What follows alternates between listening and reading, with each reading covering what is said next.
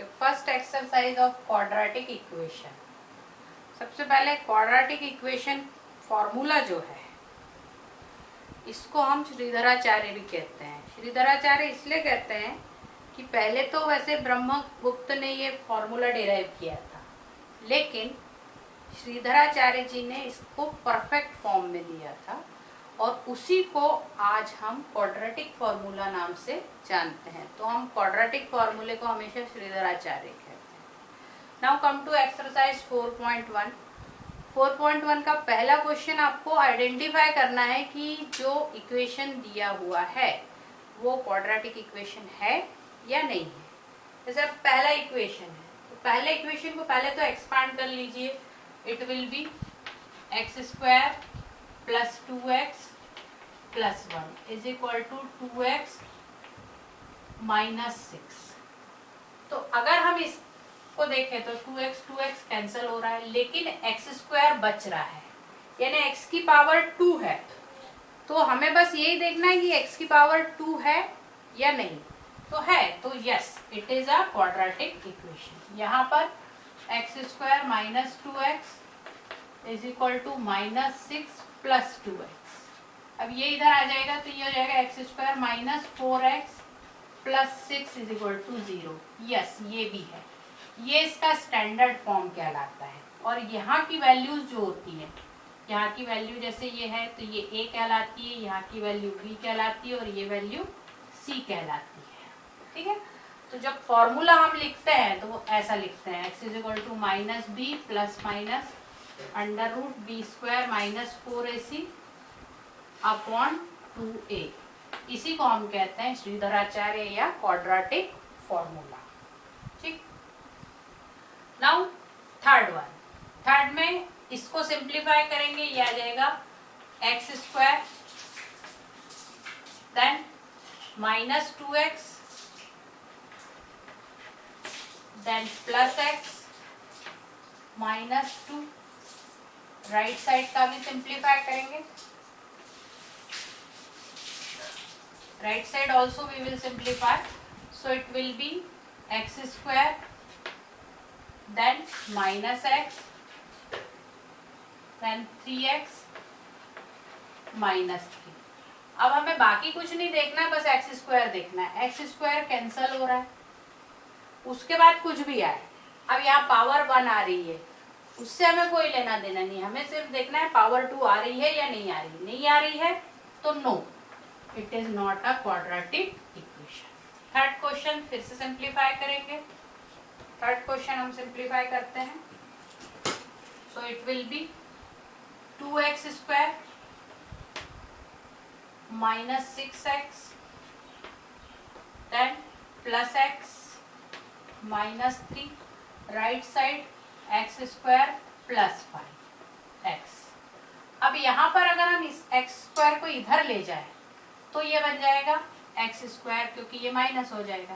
Then minus 5 हो जाएगा तो ये माइनस 11x, ये भी माइनस 5 है और ये भी माइनस 5 है, तो माइनस 10x। इन दोनों की वजह से माइनस और माइनस 3 ये बन रहा है, तो it is quadratic equation. Then fourth one 2x² minus x then minus 6x plus 3 x² plus 5x then minus x minus 5। अब यहाँ पर अगर हम इसको यहाँ ले जाएं तो भी ये आ जाएगा x²। उसके बाद बाकी चीजें तो आ जाएंगी। तो हमें दिखा है कि x² बच रहा है, तो सिर्फ हम डायरेक्टली लिख सकते हैं yes. Then next question. Next question में यहाँ तो ऑलरेडी x² है, x² प्लस 3x प्लस 4 है, और इस side x² minus 4x plus 4। अब यहाँ पर x² कैंसल हो जाएगा, कैंसल हो जाएगा तो सिर्फ लीनियर इक्वेशन बनेगा, तो ये क्वाड्रेटिक इक्वेशन नहीं है, not quadratic equation। then next question फिर से इसको हम एक्सपांड करेंगे, क्यूब है यहाँ पर, फिर से चेक कर लीजिए, क्यूब ही है, हाँ क्यूब ही है, मतलब पावर 3 है, तो ये आ जाएगा एक्स क्यूब, आइडेंटिटी लगाना पड़ेगी a plus b whole cube, तो a cube plus b cube plus 3ab, then 2 cube 8 plus 3a b and then a plus b is equal to 2x cube plus 2x, ठीक है ना। तो अब हमें ज्यादा सिंप्लीफाई करने की जरूरत नहीं है, ये x क्यूब और ये 2x क्यूब, अगर हम किसी को भी किधर ट्रांसफर करें, इसको इधर ट्रांसफर करें तो यहाँ पर सिर्फ x क्यूब बचेगा, मतलब यहाँ पावर 3 आ रही है, तो ये हो जाएगा क्यूबिक इक्वेशन, क्वाड्रेटिक नहीं होगा, तो ये क्यूबिक इक्वेशन है, इसलिए हम लिख देंगे it is cubic not quadratic equation. Okay, then last one again x cube minus 4x square minus x plus 1 तो है, यहाँ पर a cube minus b cube लगेगा, तो ये a cube minus b cube 3ab है ना, तो इसमें लगा सकते हैं हम 3a square b then 3ab square, तो यहां पर भी देखिए क्यूब हमारा कैंसल हो रहा है, हमें बस क्यूब से मतलब इससे रखना है कि हमारे पास एक्स स्क्वायर बच रहा है या नहीं बच रहा है, बच रहा है, यहाँ 4 है यहाँ 3 है, अगर हम प्लस करेंगे तो भी 7 आता है, इसको इधर आ जाएगा तो ये माइनस हो जाएगा, तब भी हमारे पास एक्स स्क्वायर बचेगा, तो एक्स स्क्वायर बचना चाहिए, so yes it is quadratic equation. Now next thing, represent following situation in form of quadratic equation, यानी आपको सिर्फ यहाँ इक्वेशन बनाना है, उसे सॉल्व नहीं करना है, आगे की एक्सरसाइज में हम इसे सॉल्व करेंगे, अभी सिर्फ आपको सिचुएशन के हिसाब से इक्वेशन बनाना है, कैसे बनाना है हम देखते हैं।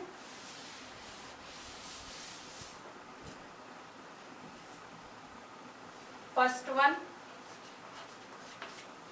Area of rectangular plot is 528,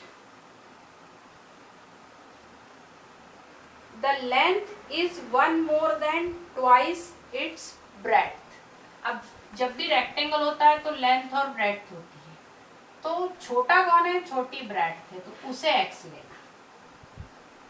अब लेंथ बोल रहे हैं 1 more than twice its breadth, तो twice मतलब 2x हुआ और इससे एक ज्यादा, तो ये हुआ आपका x और ये हो गया आपका 2x plus 1, तो एरिया क्या होता है, एरिया होता है L इंटू डी, यानी कि 2x plus 1 इंटू x, ये दिया है 528, जितना भी दिया हो, ठीक है। अब आपका इक्वेशन बन जाएगा 2x स्क्वायर प्लस x, इधर ले आएंगे तो ये 528, यह है आपका इक्वेशन। नाउ सेकेंड वन, अभी इसे सॉल्व नहीं करना है, आप चाहे तो इसको फैक्टराइज कर सकते हैं और सॉल्व करके x की वैल्यू निकाल सकते हैं। Product of 2 consecutive positive integer, consecutive का मतलब होता है एक के बाद एक आने वाले, तो 1 इज x, तो नेक्स्ट कौन सा हो जाएगा x प्लस 1, इनका प्रोडक्ट यानी x into x plus 1, positive है इसलिए कोई चिंता ही नहीं है इसमें, इट इज 306, तो इक्वेशन बन जाएगी x square plus x minus 306 is equal to 0। Now third one, third आपकी है, Rohan's mother is 26 year older than him, product of their ages is 3 year from now. पहले तो रोहन और उसकी मदर दोनों की एज है, तो अगर हम इसकी एज लेते हैं x ईयर, तो इसकी एज कितनी हो जाएगी 26 ईयर ओल्डर, मतलब ये 26 ईयर ज्यादा है इनकी, ये आ गई इनकी एज। अब कह रहे हैं कि 3 years फ्रॉम नाउ, मतलब आज से 3 साल बाद 3 years फ्रॉम नाउ, ये हो जाएगा x प्लस 3 और ये x प्लस 26 प्लस 3, यानी कि अब इनका प्रोडक्ट क्या हो जाएगा x प्लस 3 और ये आ जाएगा x प्लस 29। इनका प्रोडक्ट आपको दिया हुआ है 360। अब इसे सिंप्लीफाई कर लेंगे, ये आ जाएगा x square plus 3x plus 29x plus 29 into 3, 33 × 90, 90 में से 3 कम कर दीजिए 87। ठीक, इक्वेशन बन जाएगा आपका x square 29 and 3 32 plus 87 minus 360, ये आपका बन गया इक्वेशन। लास्ट सिचुएशन है 4th वाली। Train travels distance of 480 kilometre, d दिया हुआ है आपको, at a uniform speed if speed had been x kilometre, speed हम x लेते हैं हमेशा। अब आपको पता है s = d/t, ठीक है। It would have taken 3 hours more to cover the same distance. अब मान लीजिए इसने t टाइम लिया, तो x = 480/t, या t आप लिखेंगे 480/x। अब इसकी कंडीशन क्या है कि अगर स्पीड हमने कम कर दी, x -8 कर दी, तो इसे चलना तो उतना ही है 480, लेकिन टाइम फिर ज्यादा लग रहा है। कितना ज्यादा लग रहा है? 3 घंटे ज्यादा लग रहा है, ठीक है ना। It would have taken 3 hours more। तो आपका इक्वेशन क्या बन जाएगा? x -8 t + 3 = 480। लेकिन t की वैल्यू क्या है? x -8 480/x + 3 = 480। अब जब भी ये डिनोमिनेटर प्रॉब्लम करे तो सबसे पहले उसको x से मल्टीप्लाई कर दो, या फिर नहीं करना है तो भी इसका आंसर आ जाएगा, डायरेक्टली आ जाएगा। यहाँ पे मैं सॉल्व करती हूँ। x × 480/x, इसको पहले हम मल्टीप्लाई करेंगे, -8 × 480/x प्लस, अब 3 से करेंगे 3x -24 = 480। ठीक, ये x तो कैंसिल हो गया, तो 480 आ गया। ये 480 और ये 480 दोनों कैंसिल हो गए।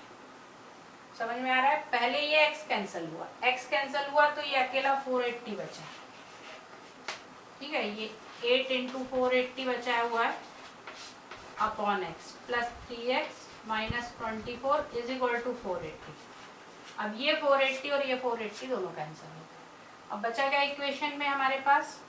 3x पहले लिख देती हूँ मैं, -8 × 480/x -24 = 0। अब ये x प्रॉब्लम कर रहा है, पूरे इक्वेशन को x से इंटू कर दो।